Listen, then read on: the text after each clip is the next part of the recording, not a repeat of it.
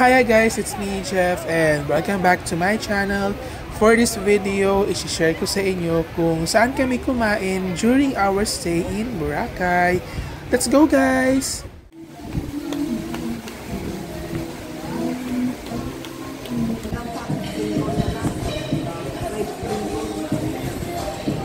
Ito yung kanilang menu dito sa Chachas. Chacha is in Boracay Station 2 because the drinks, hindi masyadong makita yung mga ano niya, mga prices, pero nandiyan naman lahat. Ayan, may mga cocktails din here. So ayun yung mga menu niya, marami siyang choices, hindi ko na siya maisa-isa. Kung meron naman silang FB page or meron silang Google images para makita yung kanilang mga menu, tingnan nyo na lang doon. Pahapayawan ko na lang kayo sa mga menu nila. Ayan, lahat yan. So, Chachas is in front of the Coast Hotel. Ayan, so partner sila niyan. Here pa. O, diba? Ang dami niya kasi. So, kaya hindi ko na siya maisa-isa. Lastly, meron pa silang sweets. Okay. Just check it out na lang kung meron silang page. Ito na yung crispy fish burger. In fairness, ang laki nung serving niya. Malaki yung burger niya. And then, meron pa siyang fries dito. And of course, the ketchup. Sigurado dito, busog ka na. Ayan siya. And here's the cheeseburger in paradise. Makikita naman ninyo, meron siyang dalawang cheese na dito sa ibabaw. At kung titingnan natin yung patty niya, ayan, makapal siya. And malaki din yung burger niya. Of course, meron din siyang fries, meron din ketchup. Yummy! And ito na yung fish taco. 3 piraso siya dito. Meron siyang, ayan, taco nga. Tapos meron siyang mga dip sauce dito. Mukhang yummy naman.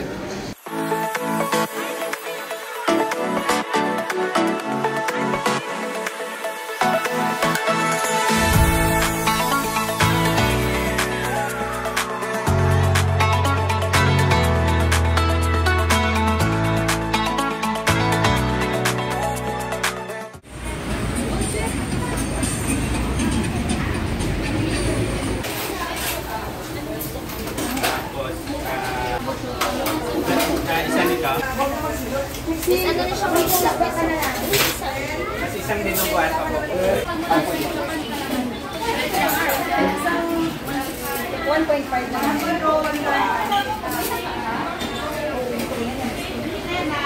So, nito kami ngayon sa Jasper's. One of the lutong bahay resto dito sa Boracay. So, kung gusto niyo ng mga lutong bahay, dito kayo sa Jasper's. Mura lang affordable lang yung mga ano nila dito. Menu nila dito. Ang in-order ko is itong chicken inasal. Pagkakaalala ko, worth 130 pesos ito. Kasama na yung rice. May freebies na rin sila dito na sabaw, which is beef. Kay Ate Shea naman, ang in-order niya ay itong pork chop. Ito, medyo mahal. 280 pesos. May rice na rin siya at meron rin siyang beef na soup. Ayan. And of course, nag-order din kami ng Mountain Dew.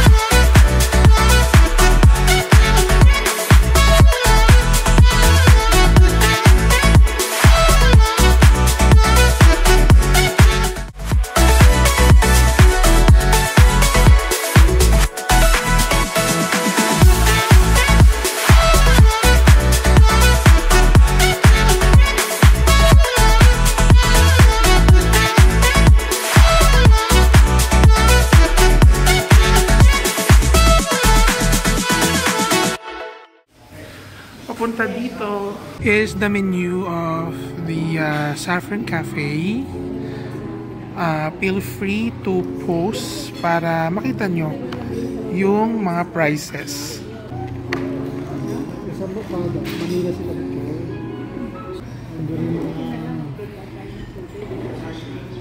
And so meron din sila ditong kids menu from 11 AM to 10:30 PM.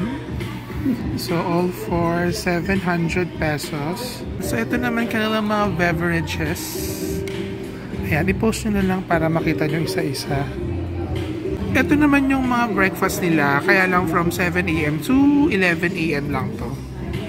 So if you want to taste their breakfast a la carte, ayan siya. Here in Saffron Cafe, meron sila ditong complimentary bread. Tapos sinamahan pa ng butter. Dito pa lang busog na kayo. Kape na lang ang kulang nito. Ito yung fish tausi. So I think kaya siya medyo pricey dahil sa presentation. Ito naman yung hofan. Masarap yung hofan nilo. This one naman is Hainanese chicken rice. Mukhang masarap talaga siya. Gusto ko siyang tikman. And then, meron siyang soup rito from the Hainanese chicken. And then, meron siyang mga different condiments here na kasama rin dito sa Hainanese chicken. Okay, let's try. Try natin yung hofan nila. Ito, this one. Sabi manghang daw. So, tikman natin. Pang manghang nga siya. Oh, parang ang dami niyang ano. Parang chili-chili. Tikman natin. Ay, masarap yung hope. Pero masarap. Hindi naman ganun kaanghang.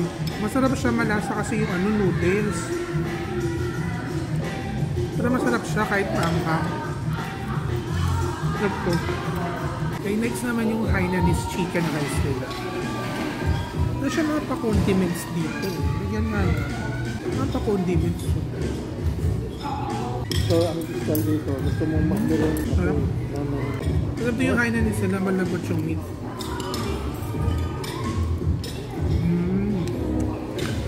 Bigyan din ng kanin. Tapos, tignan din natin yung parang pinakasabaw nila. Okay? Masarap. Actually, lahat masarap. Pati itong soup nila to ng Hainanese dito sa kanin. Tignan natin ito. Parang luya ata. Sarap.